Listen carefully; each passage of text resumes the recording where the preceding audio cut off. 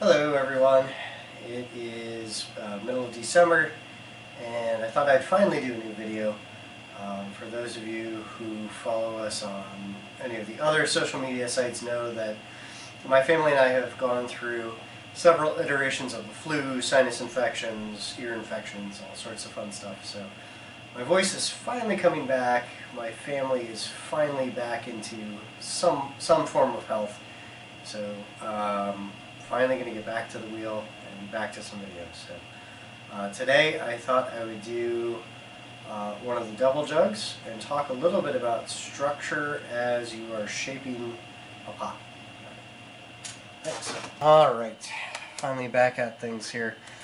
So I posted a double bellied jug a little while back, a couple of times, because I posted it when I made it, and I posted it when we glazed it with some cherry blossoms.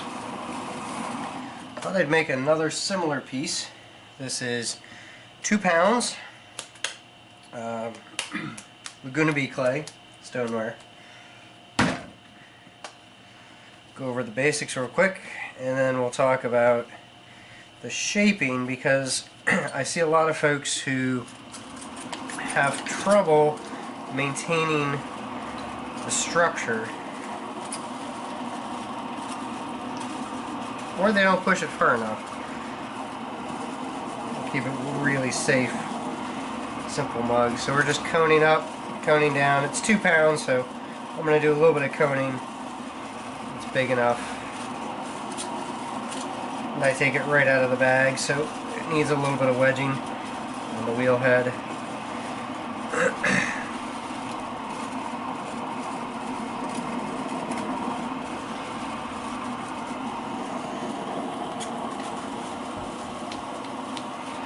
Applying pressure inward and downward, trying to get a flat, even top, flat, even sides, feeling for anything that might be a bubble or a lump or a dry spot. And right now I can just feel a little bit of stuff in the sides of my clay. Just kind of gently pushing in, then pushing down, pushing in, pushing down. I'm going to center this piece kind of squarish, a little bit tall, because it's going to be a tall piece compared to the width. I'm going to break in.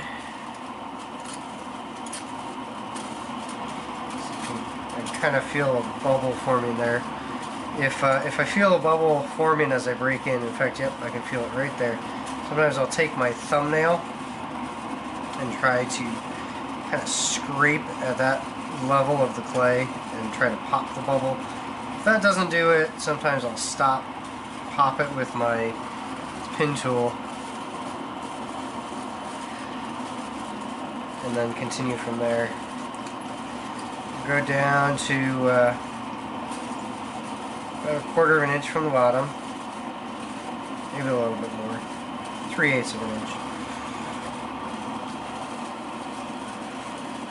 Pull it open, about the size of my sponge. Flatten out the bottom here, press the bottom. We're still pretty well centered. Alright, so now we just have a thick donut with the base. Push it back in and up to make the volcano shape.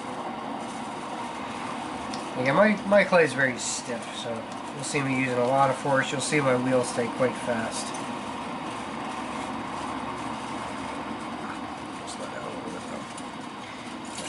So we've got the volcano shape.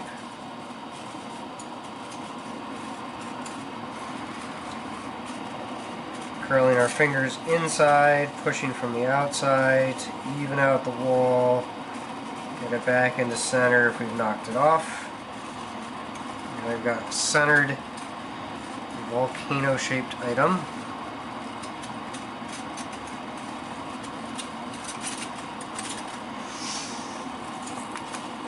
Gather the clay from the bottom.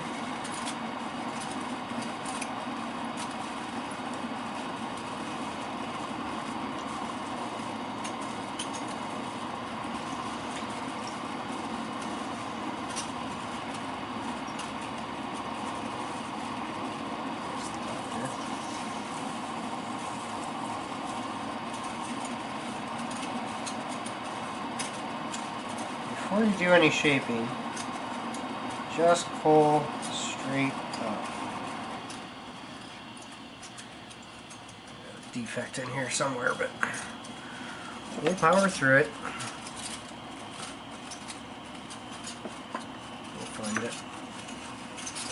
So just pull a cylinder. Pull it straight up first. Don't do any shaping. Don't think about the shape that you're really going for.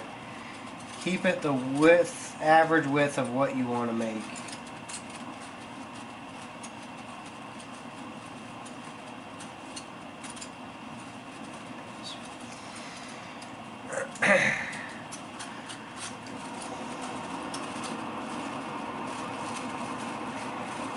You're keeping it in at the top.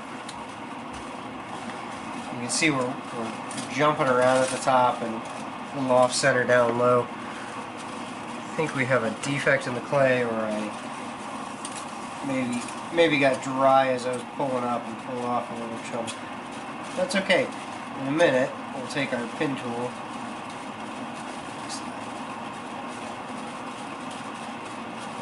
Bubble in there too.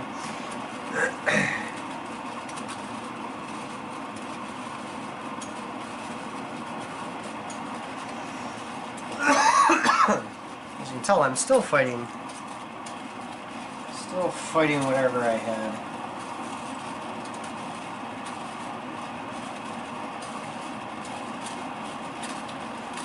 Good household tip, get yourself a humidifier this time of year. Get a dehumidifier for the summertime. Bacteria, viruses, they all like it in the extreme. So they like it humid or they like it really dry.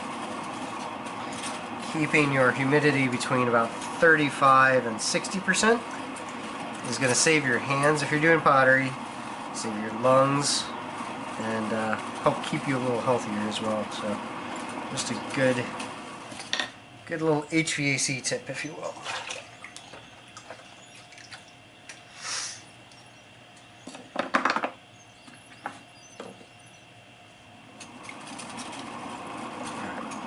We're going to get rid of this defect. I can feel this bubble.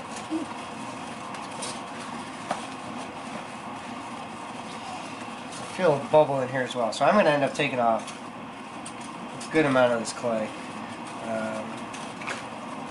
Because I created a defect. But that's okay. I'll still do the same piece, just a little bit shorter, a little bit smaller. And if you wonder how much clay you're left with,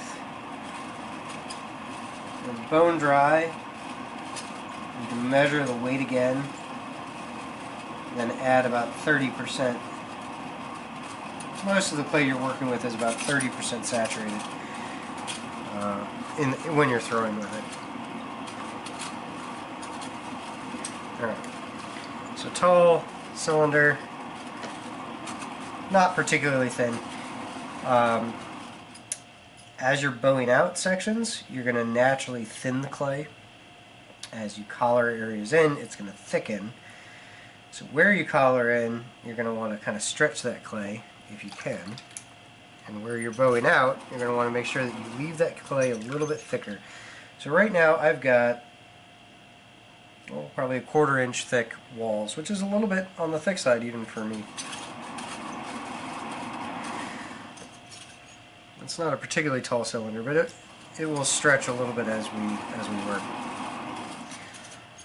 If you're bowing out, you're pushing in from the inside, pushing out from the inside. When you're coming in, you want to collar, keeping as much surface area covered as you can, either with a 6 point, 6 points of contact, or with a full collar choke. You want to keep it moist as much as you can. And any time that you create a curve in the clay, the steeper the curve out, the weaker it's going to be. So you have to keep the clay thicker at that curve. It's just the structure, right? So right now you have a nice strong cylinder. Everything can rest on the clay that's below it. As you curve it out, everything wants to squish that clay down. There's no strength in that curve until it's dry. So you have to kind of do it in stages. So I'm going to gently push out the bottom, collar in, push out, collar in. And then you'll see me do it a couple more times, doing it a little bit further and further. And when I feel it starting to weaken, that's when I know, I got to call it quits. That's as far as we can go. So things like, you'll see spherical pots, moon jars, things like that. These are things that are, usually pretty gradually messed with. Moon jars in particular are usually two pieces brought back together.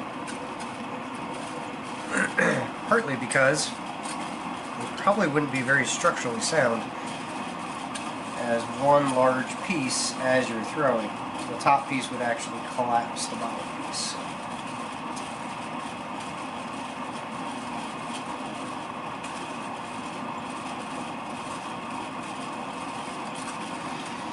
So we've got the double body going here. Collapse in the top a little bit, collar in the top a little bit.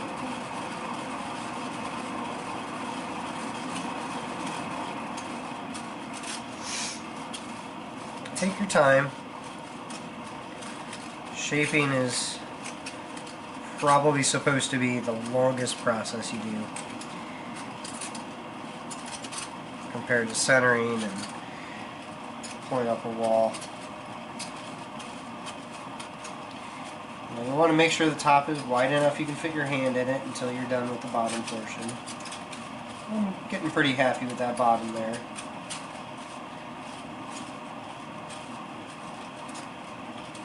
Just an aesthetic tip for me, I like the top to be about 2/3 the diameter, the belly of the top to be about 2/3 the diameter of the bottom belly.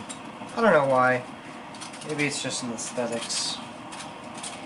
Probably something in the golden ratio there.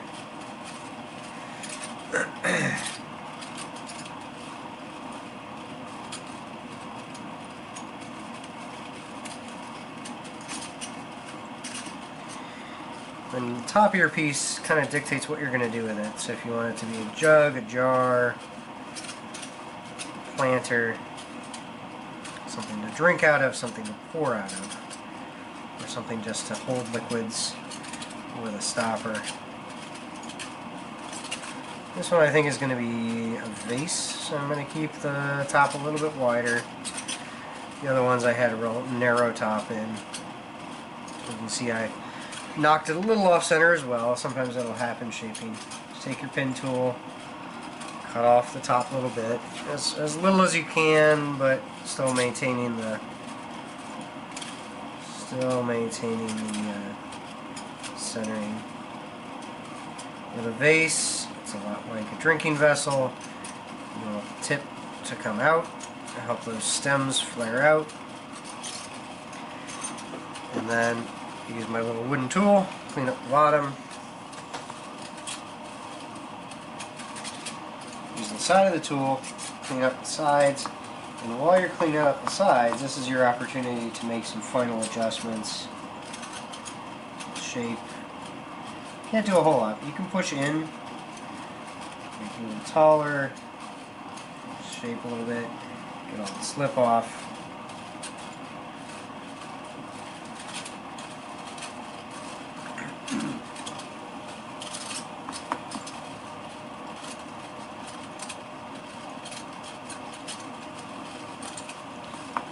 Try to make it a little rounder if you want. Give it a flare, a hip.